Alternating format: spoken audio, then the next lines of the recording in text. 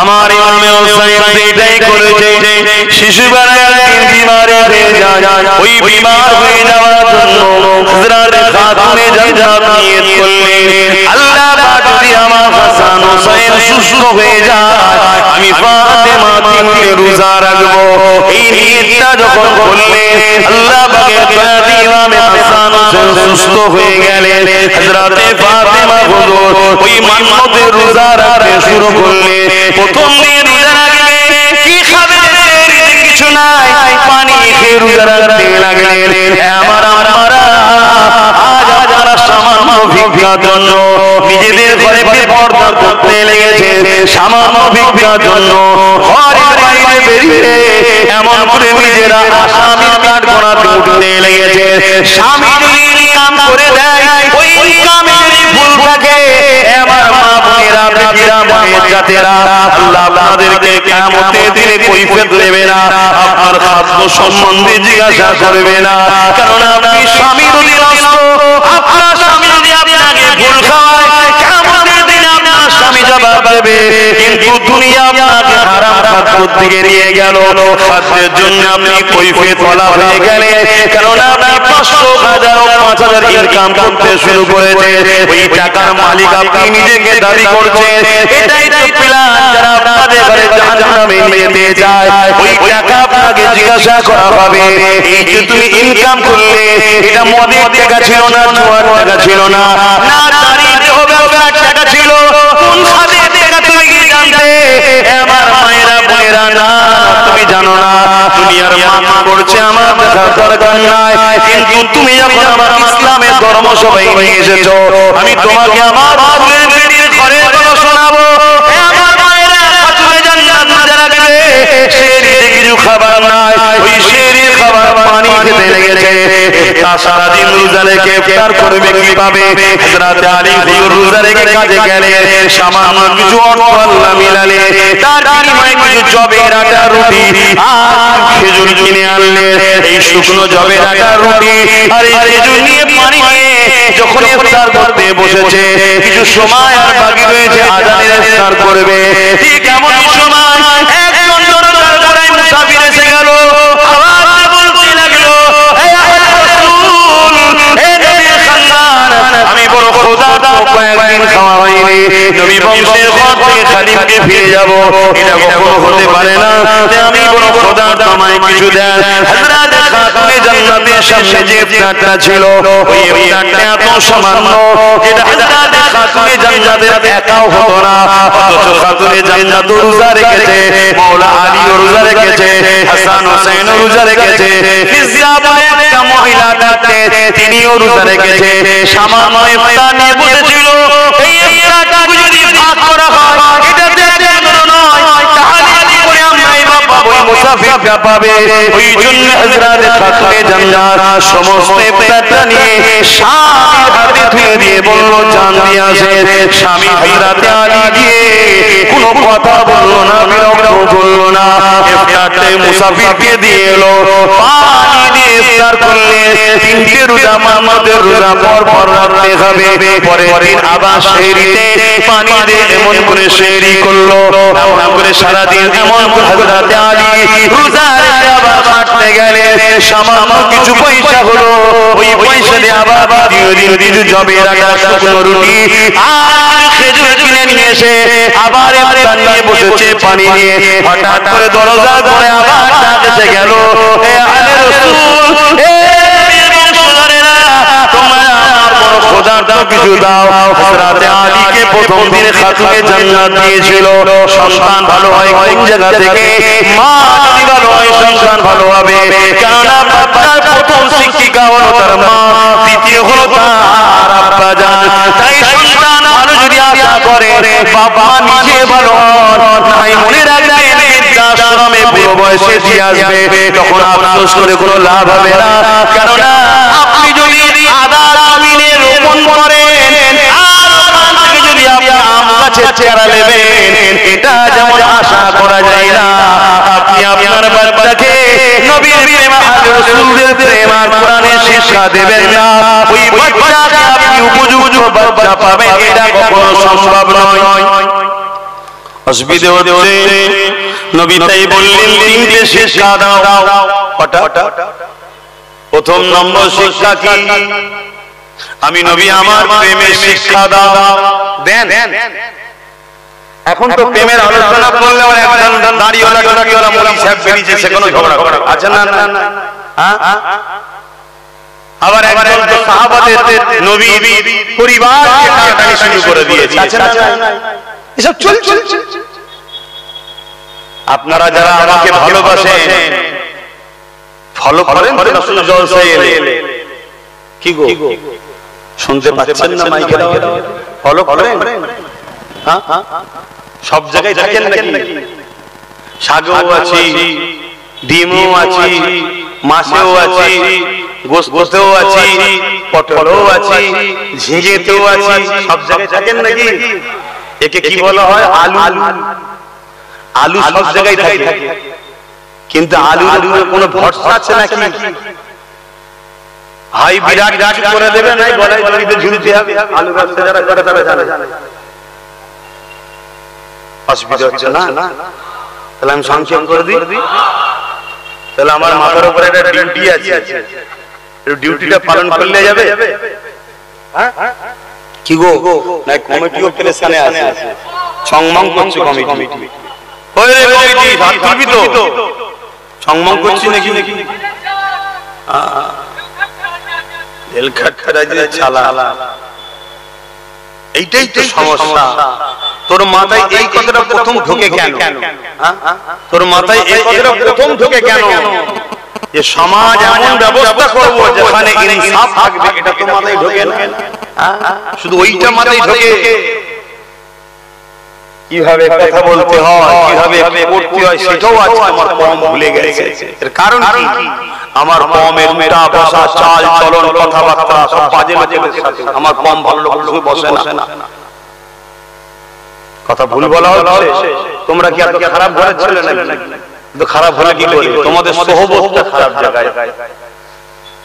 আল্লাহ আমাদেরকে হেদায়েত করেন। যেসব উলামারা, যেসব ইমামরা নবীর প্রেম শিখায়, ওলি আউলিয়াদের ভালোবাসার কথা বলে, এই সব আলেমদের সোহবতে ওঠা বসা করো। ভালো মানুষ আলেম আবার সবার সাথে বসবে না, যাদের মধ্যে নবীর প্রেমের কথা নেই আর ওলি আউলিয়াদের প্রেমের কথা নেই। যতই নামাজ পড়ে দাঁড়িয়ে নবীর কথা বলো, ওখান থেকে দূরে থাকো। কথা বুঝা আসছে? ইবলিস নামাজ পড়েছে কিন্তু নবীর প্রেম না থাকার জন্য কাফের হয়ে গেছে। শুনছেন না শোনেন না? হ্যাঁ, কোন আলেম এমন আছে নাকি নামাজ পড়তে নিষেধ করে? কেউ নিষেধ করে না, কিন্তু চিনার নমুনা হলো সে নবীর পক্ষে, ওলি আউলিয়াদের পক্ষে কথা বলে কিনা দেখো।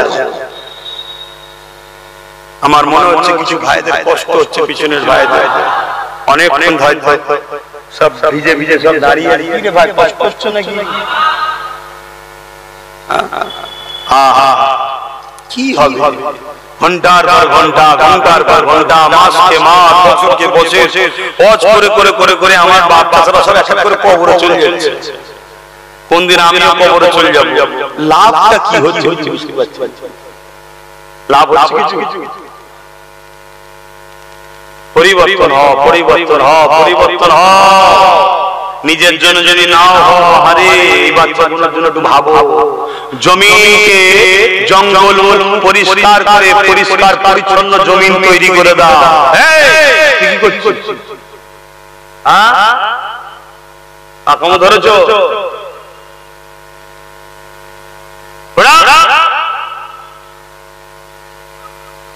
ভালো না লাগলে মিসবিন আমার সাথে কোনো অসুবিধা নেই, দূরে সরে যা, দূরে সরে যা, দূরে সরে যা। কত লোক আমাকে ভেঙে কোটি কোটি টাকার মালিক হয়ে গেছে, আমাকে দেখিয়ে টাকা ছেড়েছে হারাম হারামদের থেকে। কথা বুঝে আসছে? কত লোক এরকম করছে, হারাম হারামদের হারামের টাকা আছে আমার থেকে সরাবে বলে কে বলছে ইলি বিলে, ওইলি বিলে, ওইলি বিলে। অনেকে মারছে মারছে মারছে মারকে এখনো ছাড়েনি। এরকম লোক আছে, অল্প কিছু গাদ্দারও বেরিয়ে গেছে। এরকম গাদ্দার নবীর সময় ছিল না, ছিল না? নবীর হাতে হাতে বেরিয়ে গেছে না, যাই না? তো নবীর গোলামের সাথে সাথে বেরিয়ে যাবে, এতে অসম্ভব কিছু না। কিন্তু এই গাদ্দারদের কেউ না চেনে, আল্লাহ চেনে না, চেনে না। এই গাদ্দারদের বিচার আল্লাহ করবে। যেদিন বিচারে পড়বে সেদিন ছুটে আসবে, এসে বলবে আমার ভুল হয়েছে। মনে রাখবেন সবার মাপ আছে, গাদ্দারের মাপ ইসলামও করেন। গাদ্দার কাকে বলা হয়? ধরুন একসাথে আমরা একটা কোনো মিশনে যাচ্ছি, একসাথে 50 জন কি 100 জন যাচ্ছি, কথা বুঝে আসছে? মিশনে যাচ্ছি, যে মিশনে অনেক বাধা বিঘ্ন আছে, অনেক ভয় আছে, কথা বুঝে আসছে? 100 জনের মধ্যে থেকে বিচ রাস্তায় 10 জন পালিয়ে গেল, 10 জন পালিয়ে গেল। এই পালিয়ে যাওয়া 10 জনকে গাদ্দার বলা হয়। এদের মাফ না, এদের তওবা কবুল হয় না। কেন? বাকি 90 জনকে ঘাবড়ে দিয়ে গেল। আর প্রথম থেকে যদি 10 জন না থাকতো, 90 জন চলতো, 90 জনের মধ্যে থাকতো, ঠিক না বেটে? এই 10 জন বিচ রাস্তায় সরে যাওয়া মানে এরা ঘাবড়ে গেল। তবে মনে রাখবে, যারা এই গাদ্দারি করছে এতটুকু জেনে রাখবে, তুমি নামাজ পড়লেও মরবে, নামাজ ছাড়লেও মরবে। তুমি আল্লাহ ওয়ালার দলে থাকলেও মরবে, আর শয়তানের দলে থাকলেও মরবে। তুমি চুরি করলেও মরবে, আর চোর ধরতে গেলেও মরবে। যাই মৃত্যু তো হবে, ঠিক না বেটি? এ থেকে রেহাই হওয়ার কিছু আছে? কথা বলো। এ থেকে রেহাই হওয়ার তো কিছু নেই। কদিনের তো দুনিয়া, কে কবে যাবে কোনো ঠিক নাই, ঠিক না? সময় যখন আসবে চলে যেতে হবে। তো যাক, আমি যে কথা বলছিলাম, হযরতে খাতুনে জান্নাত হুজুরের কথাটা বলছিলাম, একটু কমপ্লিট করি। একটু হাত তুলে বলে একটু কমপ্লিট করি নাকি? মারহাবা, নারে তাকবীর, নারে রিসালাত। আমার সাথে সবাই বলুন লাব্বাইক। আপনারা বলুন ইয়া রাসূলুল্লাহ, লাব্বাইক লাব্বাইক লাব্বাইক।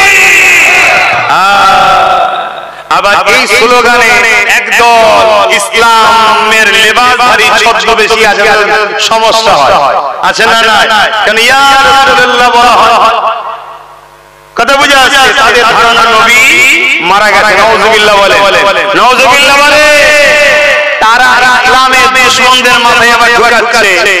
যারা ইয়া রাসূলুল্লাহ বলে, লাব্বাইক ইয়া রাসূলুল্লাহ বলে, এরা হলো সমাজ বিরোধী, এদেরকে ধরতে হবে। এটা প্ল্যান চলছে। আমি বলেছিলাম না প্রথমে, তুমি নবীর প্রেমের স্লোগান দেবে, নবীকে ডাকবে, নবী স্লোগান দেবে, তোমাকে বলা হবে এই সমাজ বিরোধী। এটা মেন্টালি তৈরি করা হচ্ছে, কথা বুঝে আসছে? তুমি জানো না তোমার পিছনে তোমাকে কিভাবে দেখানো হয়। যেমন একটা সাপকে তুমি কি নজরে দেখো? কথা বলে, একটা সাপকে কি নজরে দেখো? বিষধর ভয়ঙ্কর জিনিস, তাই না? কামড়ালে মরে যাবো, দেখে না? দেখে না? সাপ দেখলে কি করে বলে? কথা বলছো না, জোরে জোরে বলো। এই বাচ্চাগুলো জিজ্ঞেস করছি, ভাই বাবুরা বলো তো, সাপ দেখলে কি সাপ ভয়ঙ্কর জিনিস না ভালো জিনিস? ভয়ঙ্কর জিনিস। দেখো ছোট বাচ্চা, কেন ছোটবেলা থেকে ব্রেনে ঢুকানো হচ্ছে সাপ ভয়ঙ্কর জিনিস, কামড়ে নেয়, বিষধর জিনিস, মানুষ মরে যায়, একে দেখলেই মেরে ফেলা দরকার। ঠিক ঠিক ঠিক, তোমার আমার পিছনে বিশাল একটা ষড়যন্ত্র চলছে। মুসলমান মানে, ইসলামের অনুসারী মানে, এরা সমাজ বিরোধী, মানবতা বিরোধী, দেশ বিরোধী, আতঙ্কবাদী। এদের দেখলেই মেরে নাও। বিভিন্ন জায়গায় জন্য বিভিন্ন স্লোগান দিচ্ছে। ভালো ভালো শিক্ষা অর্জন করতে এসে তাকে মেরে দিচ্ছে, দেখছেন না? তোমার আমার ঘুম এখনো ভাঙেনি, আর ভাঙবেও না। কেন? তোমার আমার কেতাই বেশ আরামের ঘুম হচ্ছে, টাইমে তুলছে, এলে খা, আবার ঘুমো, খাচ্ছর ঘুমোচ্ছ, কিন্তু তোমার খেয়ালই নাই তোমার এই খাওয়ার ঘুমোতে লিভার নষ্ট হচ্ছে, কিডনি নষ্ট হচ্ছে, বিভিন্ন রোগ জমছে। একটা দিন দেখা যাবে তোমার শরীরটা ওই ফাটা টায়ারের মতো হয়ে গেছে। কত বুঝছো না? আমি মনে হয় বেকার করছি নাকি? তোমাদের ঘুম ভাঙবে, ভাঙাও ঘুম।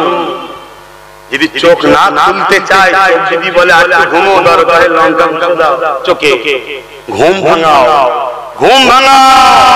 আর এই যে তোমাদের ঘুম ভাঙাবার জন্য আমি যে চিৎকার চেঁচামেচি করছি, জেনে রাখবে যারা তোমাদেরকে ঘুম পড়িয়ে তোমাদের লিভার কিডনি নষ্ট করতে চাইছে, তারা কিন্তু আমার দুশমন তৈরি হয়েছে। কথা মাথায় ঢুকছে? হ্যাঁ, কিন্তু আমি তোমাদের ভরসায় কথা বলি না, তোমাদের ভরসায় কথা বলি না। কেন? তোমাদেরই মতো দেখতে হুবহু মুসলমান যারা সামান্য একটা চায়েতে বিক্রি হয়, কথা মাথায় ঢুকছে না? তাহলে বুঝাচ্ছ কেন? বুঝাচ্ছি এই কারণে তোমাদেরকে বুঝালে মদিনাওয়ালা খুশি হবে, কেন মদিনাওয়ালা তোমাদের ভালোবাসে তাই। জোরে বলুন সুবহানাল্লাহ। কার ভরসায় এত বড় বড় কথা বলছো? আমি একমাত্র তিনার ভরসায় বলি, যিনি আমাকে জানটা দিয়েছে তিনি কে? জোরে বলো, জোরে বলো। তিনার ভরসায় বলছি, হক কথা তেতো হলো বলতে হবে। এখন তুমি বা হাতে, তুমি ডাক্তারখানায় গেছো, তোমার পায়ে একটা কিছু পয়জন, পায়ে বা হাতের কোনো জায়গায় পয়জন হয়েছে, ডাক্তার বলছে আঙুলটা কাটতে হবে। আর তুমি যদি বলো কি রে এই সমাজ বিরোধী, তো এটা খনি, এ মানুষের ক্ষতি করছে, এটা বলতে হবে কারণ ডাক্তার জানে খনি না আঙুলটা না কেটে দেয়, খুব শিগগিরই গলা কাটতে পারে। তার মানে কি বলতে হবে একটা একটা করে পচন শুরু হবে। কথা মাথায় ঢুকছে না ঢুকে না? অর্থাৎ আঙুলটা কেটে দিলে একটা আঙুলটা পুরো শরীরটা থাকবে। কথা ঠিক না বেটি? তাহলে বলো ডাক্তার এই জায়গায় বুদ্ধি দিয়েছে না ভুল বুদ্ধি দিয়েছে? এজন্য বলো অতএব আজ যদি তোমাদেরকে না জাগো অনেক বড় ক্ষতি হবে। তাই আমি চিন্তা করছি এতে যদি একটু হক কথা তেতো লাগে লাগে যা কমসে একটা আগুন কাটার মধ্যে দিয়ে চলে যাবে, বেঁচে যাবে বিলকুল।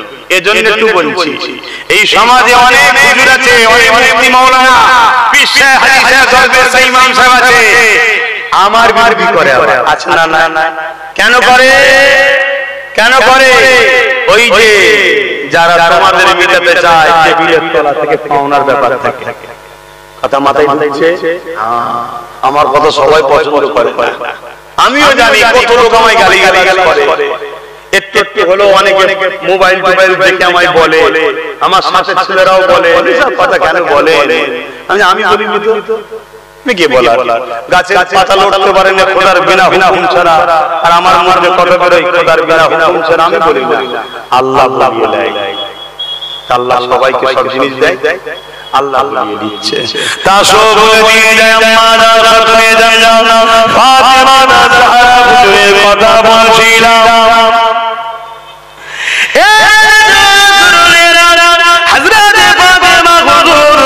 এইভাবে যখন দ্বিতীয় দিন যখন ইফতারটা নিয়ে বসেছে, এমন করে মুসাফিরটা এসে হাজির হয়েছে, সালাম দিয়ে বলতে লেগেছে আলে রাসূল রে, বড় পদার্থ রয়েছে, কিছু খাবার বাড়ি থাকে আমাকে দেন। হযরত ফাতেমা হুজুর প্রথম দিন খাবার নিয়ে হযরত আলী হুজুরকে দিয়েছিল, কিন্তু আজকে দিনে দেখা যায় অবাক বিষয়, এই সামান্যটুকু ইফতার যেটা একজনের জন্য পেট ভরা হবে না, সেখানে এখানে রয়েছে 5 জন রোজাদার।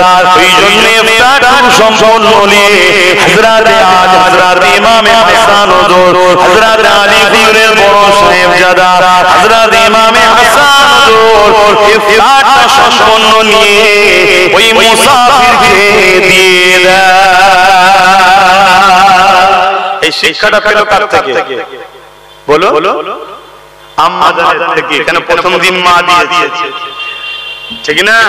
আজকে আমাদের ছোট ছোট বাচ্চা এখানে কোন বাচ্চা একটা বাচ্চাকে বলছে ইমাজ করতে করতে দেখছি শিক্ষাটা পেল কোথা থেকে?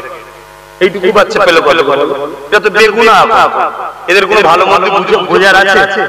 এই যে সিস্টেমটা এক ফরমার বয়স শিখলো কোথা থেকে? তোমরা পাড়াই পাই ঘুষ থাকে না, করো না করো না, এই যে শিখছে সব এখন থেকে। অন্য পাড়ায় হয় না, অন্য পাড়ায় স্কুলে যায়, আমার পাড়ায় রোজ মারপিট হয়, স্কুল খোলা থাকলে যেতে পারে না। আর যদিও বা স্কুল খোলা থাকে যাবে তোমাদের জ্বালাতে যেতে পারে না, ছেলেগুলো শিখবে কোথায়?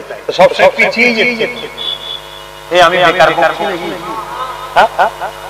দুটো কেসা কাহিনী বলে গেলে মনে ভালো হতো নাকি? তো কাহিনীও তো শোনাচ্ছি, কিন্তু এগুলো শোনো, বাস্তবটা শোনো। মুসলমান ঘরের ছেলে মেয়েরা তরুণেরা 3 দিনের দিনে আবার রমজান খাতুনে জান্নাত ফাতেমা জাহরা রাদিয়াল্লাহু তাআলা আনহা হুজুর আমার শরীরে পানি খেলে রোজা রাখতে লাগলেন।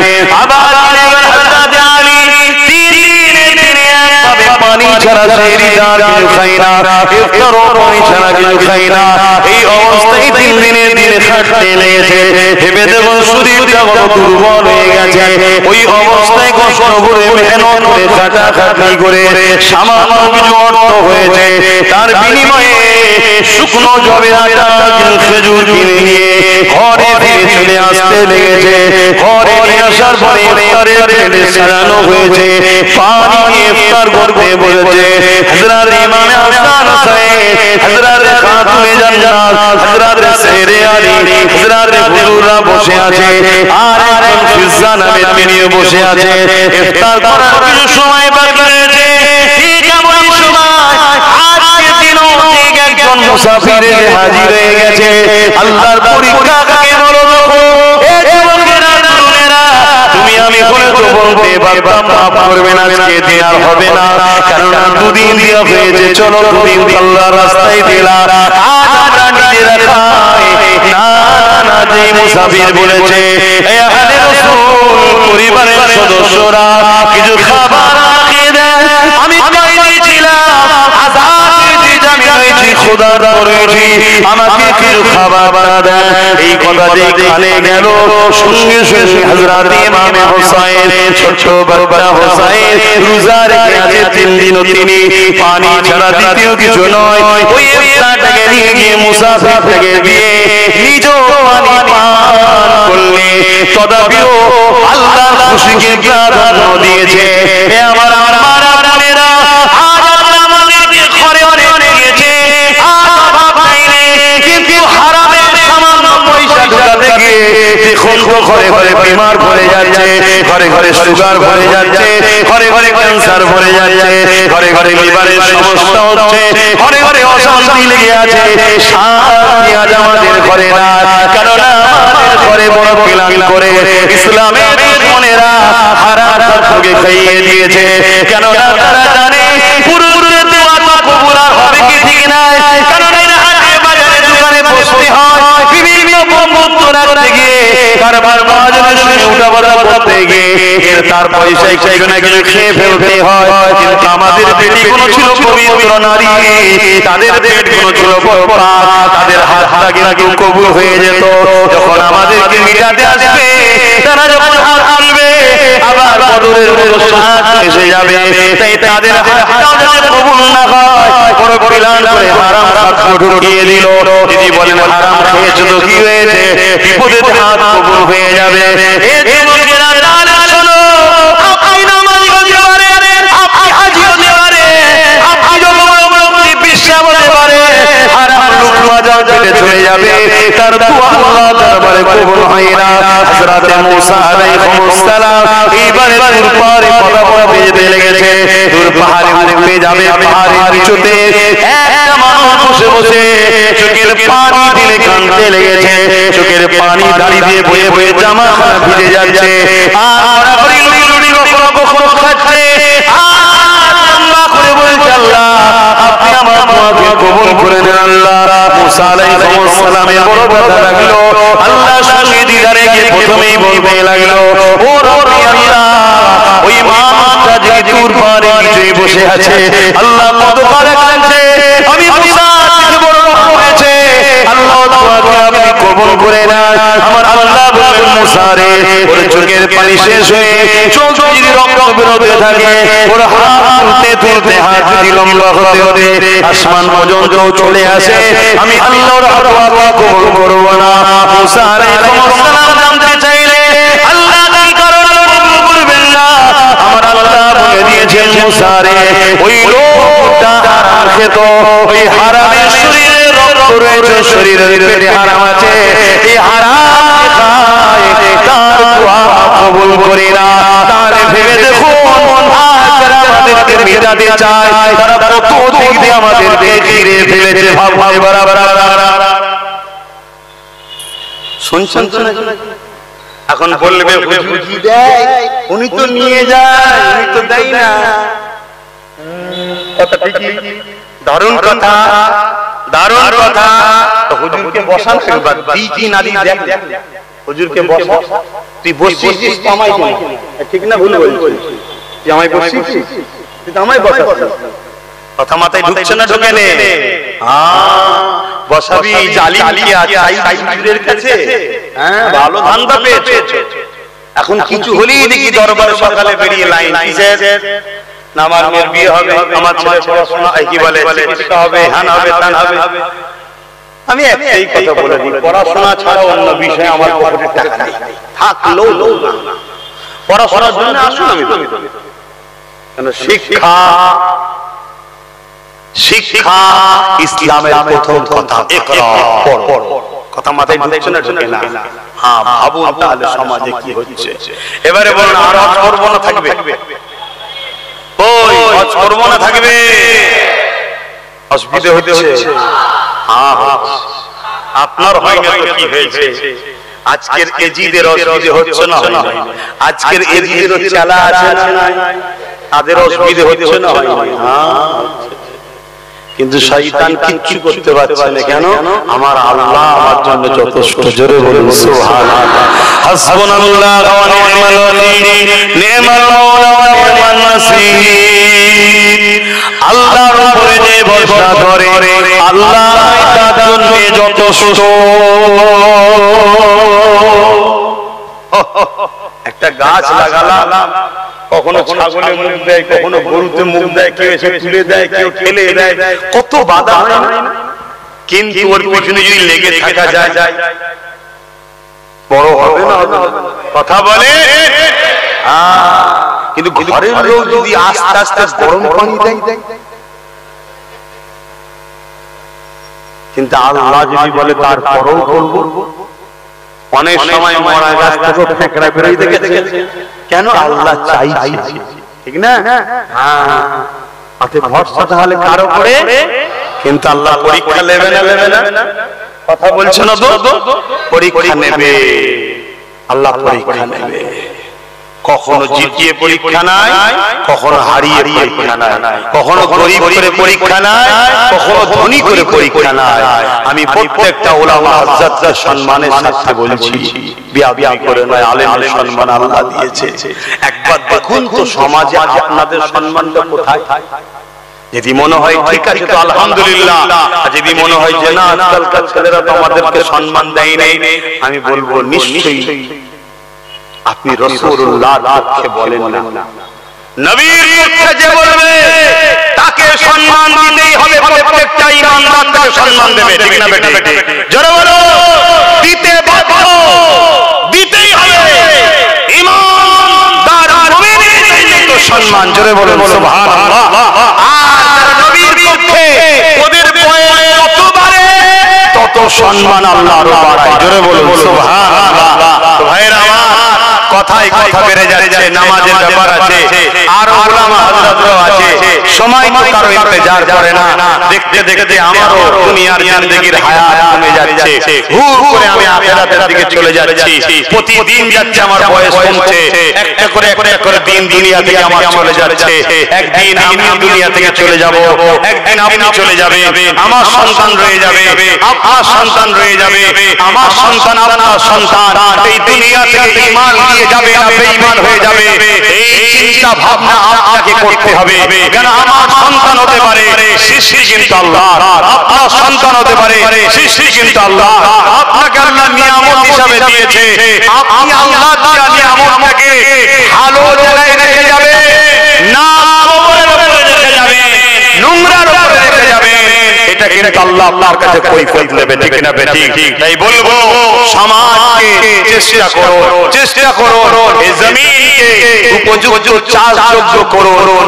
আপনি চেষ্টা করেছেন, কখনো ধুলো পড়ে গেছে, কখনো আগাছা গজিয়ে গেছে, কখনো জঙ্গল হয়ে গেছে, আবার চেষ্টা করুন, আবার চেষ্টা করুন। আজ নাই কাল, কাল নাই পরশু আপনার চেষ্টার ফল এই জমিন উপযুক্ত হবে। আপনি চলে যাবেন, আপনার বাচ্চা এই জমিনে সোনার ফসল ফোটাবে, আপনার বাচ্চা হাসি খুশিতে যেতে আল্লাহকে আল্লাহ বলে ডাকবে, রাসূলকে রাসূল বলে ডাকবে, হায়াত নবী বলে ডাকবে, মিরাজ ওয়ালা নবী বলে ডাকবে, ইমাম হোসেনের কারবালার আলোচনা শুনবে, ইমামে হোসেনের আলোচনা শোনাতে থাকবে, সমাজকে বলতে লাগবে, আরে দুনিয়া শোনো, আমার হোসেন শহীদ হওয়ার পর আজ কোটি কোটি মানুষের হৃদয়ে চেঞ্জ আছে। আমরা সবাই ফুলিয়ে বলতে পারি আমরা হোসাইনের পক্ষে। কেউ একজন বলতে পারবে যে আমরা ইয়াজিদের পক্ষে ফুলিয়ে বলতে পারে? জোরে বলেন পারে? ইমামে হোসাইন হুজুর কারবালার মাঠে 82 জনকে নিয়ে গিয়েছিল, তার মধ্যে থেকে নারীরা ছাড়া একটা মাত্র পুরুষ পুত্র সন্তান ফিরে এসেছিল, যিনার নাম হলো হযরত আলী আওসাত ওরফে জাইনুল আবেদিন।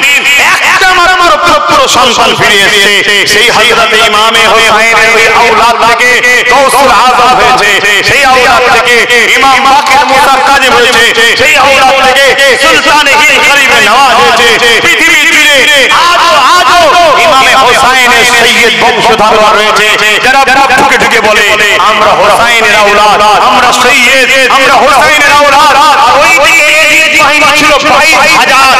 আজকে পৃথিবীর বুকে একটা কেউ হাত তুলে ঠুকে বলতে পারবে যে আমরা সেই 22,000-এর একজনের আওলাদ? পৃথিবীতে কেউ দেখাতে পারে না। এ থেকে বোঝা যায় হক যদি কম হয়, হকেই আল্লাহ জিন্দা রাখে, অন্যায় মিটেছে, আগামী তো মিটে যায়। জোরে বলুন সুবহানাল্লাহ, আরো জোরে বলুন সুবহানাল্লাহ। নারে তাকবীর। কথা বোঝা আসছে না? এই যে নারে তাকবীর দি, এতে আবার অনেকের ভয় হয়, অনেকে ভয় লাগে। সব ঠিক আছে, হঠাৎ করে তাকবীর দিও কেন বাবা? ভয় লাগে। এই কথা বুঝছেন না, বোঝেন না? কারো যদি ভয় লাগে, আমি কি কাউকে ভয় দেখাবার জন্য বলছি? আমি কি বলছি? নারা মানে হচ্ছে বুলন্দি, সব থেকে সম্মান, সব থেকে বড়, সব থেকে উঁচু, সর্বদিক দিয়ে বড় কে?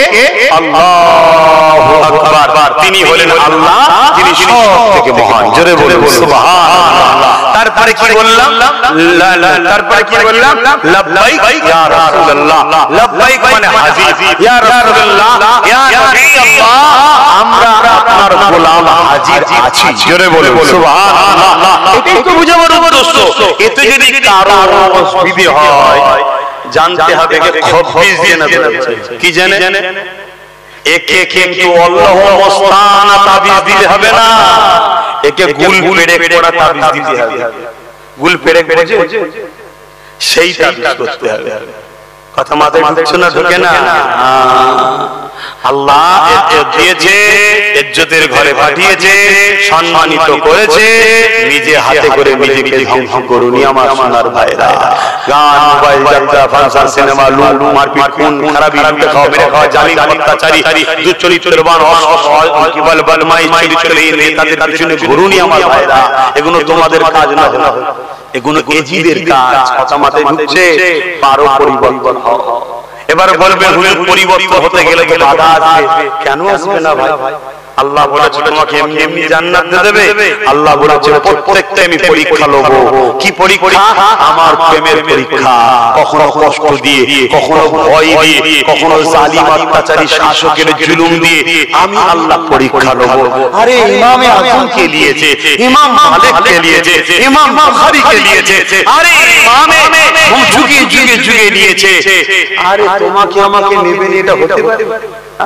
কিন্তু অন্যায় যদি তুমি আমি করি, আল্লাহ সাহায্য আসবে না। আর যদি আল্লাহর পক্ষে থাকো, কামিয়াবি আসবে। আজকে আমাদের ছেলেরা ডিজে বাজায়, ডিজে বাজায়। অনেকে দেখবেন মোহরম লক্ষ্য করে ডিজে বাজায়, বক্স বাজায়। কেন? যেদিন তোমার বাপ মা পরিবারের কেউ মারা যাবে, সেদিন তোমরা ডিজে বাজাতে পারবে? এই কথা বলো, পারবে কেন পারবে না?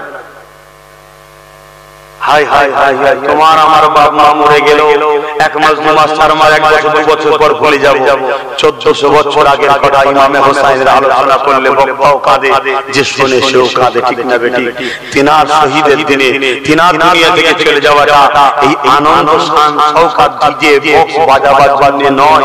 এই দিন নফল রোজা রাখো, দরুদ পড়ো, বেশি বেশি করে গরিবকে দান করো, মা বাপকে ভালোবাসো, স্ত্রীদের সম্মান করো, নিজেকে পাক পবিত্র রাখো। এটাই ইমাম হোসেনের চরিত্র। ইমাম হোসেন তো ঠিক পছন্দ করে। তো যা কিছু কথা এলোমেলো ভাবে বললাম, কে বেজার হলেন ভাই? কেউ কেউ বেজার হয়েছেন? যদি বেজার হয়ে থাকেন আল্লাহ আপনাকে মাফ করে দেবেন। কেন পদে পদে দুশমন হয়, আর মদের কথা বলা যায়নি। বাপ মাফ করে দিন। কি গো যুবকরা, মাফ করে দেবে তো? মনে দুঃখ পেলে নাকি? তো যখন মনে মনে একটা কাজ বাকি আছে করে লোক করে একটু পকেটে হাত দাও না দেখি, যা যা খুশি একটু হুজুরের স্মৃতি জলসায় দাও তো দেখি, তারপরে না হয় একটু আলোচনা তুমি বলো করা যাবে একটু আলোচনা। তাহলে পকেটে পড়ে হাত দিয়ে দাও তো দেখি কেমন বার বাড়তে পারো, যার যার খুশি খুশি দাও, যার যার খুশি রায়ে মায়ে যেখানে আছে। দরুদ শরীফ আল্লাহুম্মা সাল্লি আলা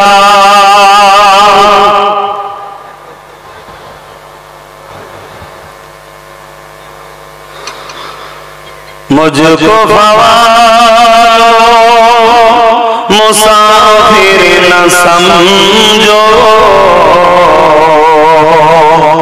मैं आया नहीं हूँ बुलाया गया हूँ। সমাজ আর ইতিহাসকে বিকৃত করছে। সমাজে এমন মানবী পশু বেরিয়েছে, ইমামে হোসাইনের ইতিহাসকে বলছে হোসাইন নাকি গদির লড়াই করতে গিয়েছিল। বল নাউজুবিল্লাহ, জোরে বলেন না নাউজুবিল্লাহ। ইমামে হোসাইন ওই দাওয়াতে গিয়েছিলেন, দাওয়াতে। যেমন আমি একবার দাওয়াতে যাচ্ছিলাম, মনে আছে ভাঙড়ে বছর কয়েক আগে, রাস্তায় সব দাঁড় করিয়ে দিয়ে আমাকে আটকে দিল, দেখলেন না? এই জানেন না? তো ইমাম হোসেন হুজুর দাওয়াত বাড়ি যাচ্ছিল, কেউ লড়াই করতে গেলে নিজের পরিবার বাচ্চাদেরকে নিয়ে যায়, ছোট ছোট বাচ্চা, 6 মাসের বাচ্চা আলিয়ার সাথে আছে। কথা বুঝে আসছে? এজিদ বাহিনী ইমাম হোসেনকে রাস্তায় আটকে দিয়েছিল, দাওয়াতে গিয়ে যে গাদ্দারি করেছে। সেদিন যদি ইমাম হোসেন হুজুরের সঙ্গে দাওয়াত দিয়ে গাদ্দারি করে, আজকেও কিছু মুসলমান দাওয়াত করে গাদ্দারি করতে পারে না? জোরে বলে। তা আমরা এই ওর জানি না, আমরা সেই বুঝে রেডি হয়ে কথা শুনছেন না? শুনেন যে যারা সামনে বসে থাকে, যারা দাওয়াত করে, এর মধ্যে যে কোন এক জায়গায় কি বাহিনী বেরোবে না এমন কোনো গ্যারান্টি ওটা চিনতে হবে। করেই বেরে আপনারা কথা শুনছেন নাকি? আমি তো আপনাদের বলছি না, কিন্তু হাকিকতটা বলছি। এটা মেন্টালিটিতে সেটিং করে বেরোয় না। দুনিয়া মরণ থেকে বাঁচার জন্য ছোটে, আর আমরা মরণকে নবী দিদারের ওসিলা বাহানা মনে করি। জোরে বলুন সুবহানাল্লাহ, আরো জোরে বলুন সুবহানাল্লাহ। मुझको फवालो मुसाफिर न समझो, मैं आया नहीं हूँ बुलाया गया हूँ। खुदा जाने कैसे है मेज़बानी, खुदा जाने कैसे है मेज़बानी, बहादुर प्यासे बने बंदे पानी। मुझको फवालो मुसाफिर न समझो, मैं आया नहीं हूँ बुलाया गया हूँ। अल्लाहुम्मा सल्ली अला सय्यिदिना।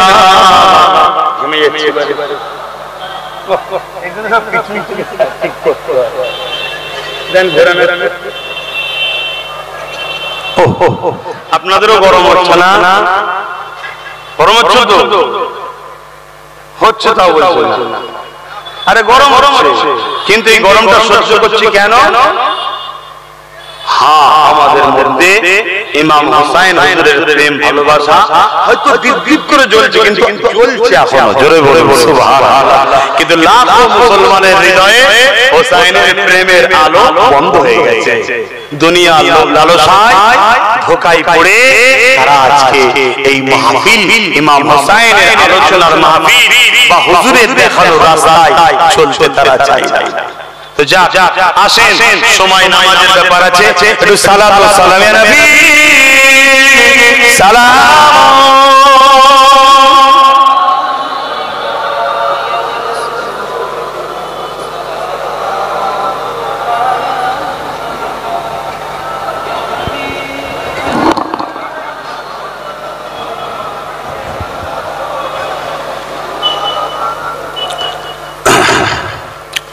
যুগে যুগে যারা অত্যাচারী, জালিম, মানবতা বিরোধী, যারা মানুষের উপর জুলুম অত্যাচার করেছে, যুগে যুগে নিজেদের এই আধিপত্যকে টিকিয়ে রাখার জন্য তারা হকবাদীদের ঘরে যুগে যুগে অত্যাচার জুলুম করেছে, তাদেরকে দমাবার চেষ্টা করেছে। তার সবথেকে বড় ইতিহাস হলো কারবালা। এই কারবালা কিন্তু শুধু ইমাম হোসেন হুজুরের সঙ্গে ঘটেছে তা নয়, সবথেকে বড় কারবালা সেই দিন। কিন্তু এই কারবালা শেষ হবে ইমাম মেহেদী সাল্লাম হুজুরের মাধ্যম দিয়ে। কথা মাথায় ঢুকছে? এ জারি থাকবে। আর যুগে যুগে যারা অন্যায়কারী, অত্যাচারী, মানবরূপী পশুও বলতে পারি, তারা যুগে যুগে হকবাদীদের ঘরে বড় ভয় করে। তাই হকবাদীদের সঙ্গে যখনই মানুষ মেশে তখনই মানুষকে রুখার চেষ্টা করে যে ওদের সঙ্গে মিশতে পারবে না। আর যদি মানুষকে রুখতে না পারে তখন এই হকবাদীদের উপরে জুলুম অত্যাচার করেছে। তার একটা নমুনা বলে যায় ইমাম বুখারী হুজুর। নাম শুনেছেন? পৃথিবীর কোন এমন মানুষ আছে নাকি ইমাম বুখারীকে চেনে না? সবাই চেনে। তিনার মতো মানুষ যিনি যখন পড়াতে বসতেন, আরে আমার মাহফিলে পড়ালো 90,000, 80,000, 1 লাখ করে ওনার আলোচনায় লোক হতো। কথা বোঝা আসছে? দূর থেকে মানুষ এসে, এখন তো অনেক ছাদ করে প্যান্ডেল করে সুন্দর করে বসানো হচ্ছে, তখন কোন রকম ভাবে বসে যেত, হুজুরের কাছ থেকে হাদিস শুনবে, হুজুরের মুখের ওয়াজ নসিহত শুনবে, হুজুর তাদেরকে দ্বীনের শিক্ষা দিত, হুজুর ন্যায় কথা বলতো, হক কথা বলতো, ইনসাফের কথা বলতো, ইনসানিয়তের কথা বলতো, গরিবের পক্ষে বলতো, অসহায়ের পক্ষে বলতো, এক কথায় ইসলাম বলতো। সেই সময়ে শাসক যে ছিল, ইমাম বুখারীর এই মজলিস দেখে তার ঈর্ষা হলো, হিংসা হলো। আরে আমি খাবার দিয়ে, লোক দিয়ে, অনেক কিছু করে চেষ্টা করি, কেউ জুটতে চায় না। আর ওই ফকির সাহেব, ওই বসে ও যেখানে বসে সবার কাছে জুটে যায়। অতএব ইমাম বুখারীর পিছনে লাগা শুরু করলো। একদিন অত্যাচার করতে করতে ইমাম বুখারী হুজুরের উপরে এত জুলুম করলেন, ইমাম বুখারী হিজরত করে বুখারা ছেড়ে দিয়ে চলে যেতে বাধ্য হয়েছিলেন। শুনছেন আপনারা? এ শুনছেন তো নাকি? তাহলে তুমি আমি কে? তুমি আমি কে? তোমার আমার উপরে যদি জুলুম হয়, তুমি আমি কিছুদিন ঘর ছেড়ে যদি চলে যেতে হয়, এতে ভেঙে পড়ার কিছু নেই। কথা মাথায় ঢুকছে? যেখানে ভিড় হবে হকের পক্ষে, সেই ভিড়কে রুখার প্রথম চেষ্টা হবে। কখনো চেষ্টা হবে প্রোগ্রামকে ক্যান্সেল করে দিবা, তারপরে চেষ্টা হবে বিভিন্ন মোড়ে মোড়ে লোককে রুখে দিবা। তার পরেও যদি না হয়, তখন শেষ চেষ্টা হবে যে প্রোগ্রাম, যার প্রোগ্রামে লোক হয় তাকে কি করে বন্দী করে রাখা যায়, যাতে তার সাথে জনগণের সেটিং না হয়, যোগাযোগ না হয়ে যায়। কেন? এ জনগণকে সত্যের দিকে নিয়ে আসে, জনগণকে গরিবের দিকে নিয়ে আসে, জনগণকে এতিমের দিকে নিয়ে আসে, জনগণকে নেশা মুক্ত সমাজ করার কথা বলে, জনগণকে দ্বীন ইসলামের কথা বলে। ইসলাম সভ্যতার নাম, ইসলাম মানবতার নাম, ইসলাম ইনসানিয়তের নাম, ইসলাম পিপাসিত মানুষের পিপাসা মিটাবার নাম, ইসলাম বস্ত্রহীনকে বস্ত্র দিবার নাম, ইসলাম ক্ষুধার্ত মানুষকে খানা খাওয়াবার নাম। আরে বন্ধু শোনো, ওই মসজিদে শুধু নামাজ, ওইটার নাম শুধু ইসলাম নয়, ওটাও যেমন ইসলাম। নিজের বাড়ির ভূমিকে বিদেশি শক্তির হাত থেকে জীবন দিয়ে রক্ষা করার ইসলাম। এবং দেশের মতো গাদ্দার যদি নিজের মাতৃভূমিকে কুড়ে করে খায়, ওই মক্কাকে নিজের মাতৃভূমি থেকে তাড়িয়ে দেওয়ার নাম ইসলাম। তাই ব্রিটিশের বিরুদ্ধে কোনো কথা বলতে পারে না। ইসলামের ঘরে সুসন্তান টিপু সুলতান প্রথম যুদ্ধ করেছিল ব্রিটিশের বিরুদ্ধে। কেন? টিপুকে ইসলাম শিখিয়েছিল যে নিজের মাতৃভূমিকে ভালোবাসতে হয়, এর নাম ইসলাম। কথা শুনছেন না? শুনছেন? হুজুর তো শুধু আসছে বাবারা মারা, মলি সাহেব শুধু আসছে বাবারা মারা, নামাজ পড়ো, রোজা রাখো, আর তোমার গ্রামের এতিমের হক মারা হচ্ছে, তোমার গ্রামের বিধবার উপর জুলুম হচ্ছে, রাত দিনে বিধবা পেটের জ্বালা মেটাবার জন্য পাপে যাচ্ছে, পাশের বাড়ির ঘরের গরিবের রিকশা চালকের মেয়েটা, ভ্যান চালকের মেয়েটা 2 লক্ষ টাকা কোনের জন্য বেদি পাচ্ছে না, 26-27 বছর বয়স হয়ে যাচ্ছে, এলাকার চরিত্রহীন ছেলেগুলো রাতে তার বাড়ি টহল হচ্ছে। একদিন তিনি জাতির ইজ্জতকে বাঁচাতে পেরেছে, একদিন কুকর্ম ওই মেয়েটাও নেমে গেছে। এর জন্য প্রত্যেকটা সমাজের মানুষ দায়ী। তুমি নামাজি মুফতি সাহেব জেলা সাহেব হও, এর জন্য তুমি দায়ী। এই সমাজকে নোংরা মুক্ত থেকে বাঁচাবার নাম ইসলাম কি নয়? এজন্য বলে আজকে একজন এই বিষয়ে বলছে, আর একজন যদি ওই বিষয়ে বলে, সবার তো উচিত তার বিরোধী না করে তাকে সাপোর্ট করা দরকার। সাপোর্ট না করে সমালোচনা হচ্ছে, বিরোধী হচ্ছে। কথা মাথায় ঢুকছে না, ঢোকে না? সামান্য খোরাক খেয়ে, সামান্য